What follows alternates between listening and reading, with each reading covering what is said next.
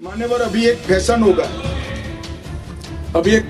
है अम्बेडकर अम्बेडकर अम्बेडकर अम्बेडकर अम्बेडकर अम्बेडकर। इतना नाम अगर भगवान का लेते तो 7 जन्मों तक स्वर्ग मिलता था। राज्यसभा में केंद्रीय गृह मंत्री अमित शाह के द्वारा डॉक्टर भीमराव अंबेडकर पर की गई टिप्पणी का मामला सदन के बाहर अब तूल पकड़ता जा रहा है।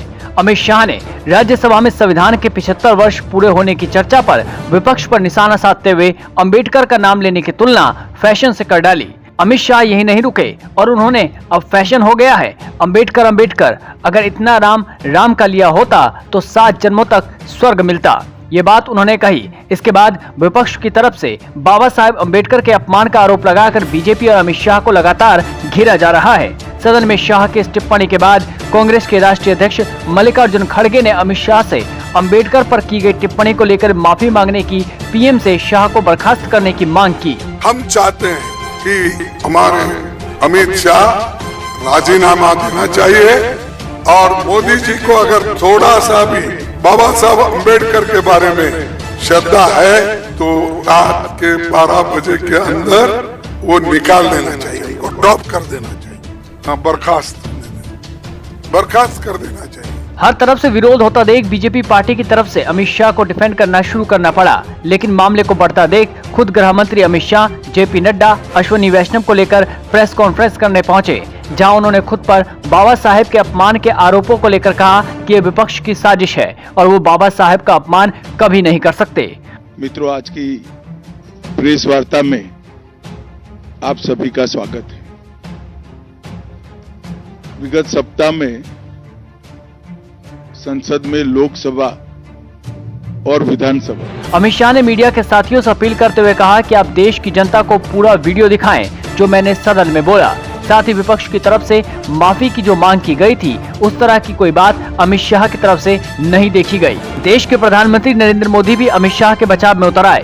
प्रधानमंत्री के हैंडल से 1 घंटे के अंदर 3 ट्वीट कर कांग्रेस पर बरसों से बाबा साहेब अंबेडकर के अपमान का आरोप लगाया गया और बीजेपी की तरफ से संविधान को मजबूत करने के लिए किए गए कार्यों के बारे में ट्वीट किया गया। लेकिन इसके बाद बीजेपी हैंडल की तरफ से एक और पोस्ट किया गया, जिसके बाद पूरा मामला और ज्यादा गर्मा गया है। बीजेपी के हैंडल से सोशल मीडिया एक्स पर एक पोस्ट किया गया जिसमें कांग्रेस के बड़े नेता हाथों में जॉर्ज सोरोस का फोटो लेकर खड़े हैं, लेकिन ये सच नहीं है। इस फोटो के बारे में कांग्रेस नेता सुप्रिया श्रीनेत ने प्रेस कॉन्फ्रेंस में वो असल फोटो दिखाई जिसमें सभी कांग्रेस के नेता बाबा साहेब की फोटो लिए अमित शाह के खिलाफ विरोध प्रदर्शन कर रहे थे। ये बीजेपी के ऑफिशियल ट्विटर हैंडल से आप लोगों के लिए तस्वीर लाई हूं। कल समूचे विपक्ष ने बाबा साहब की हाथ में तस्वीर लेकर सदन में प्रदर्शन किया और बीजेपी के ऑफिशियल ट्विटर हैंडल ने कल रात को 10:45 पर यह फोटो लगाई जहां पर बाबा साहब की फोटो हटा दी गई और उस फोटो की जगह जिनको वो राष्ट्र विरोधी मानते हैं जॉर्ज सोरोस की तस्वीर लगा दी गई।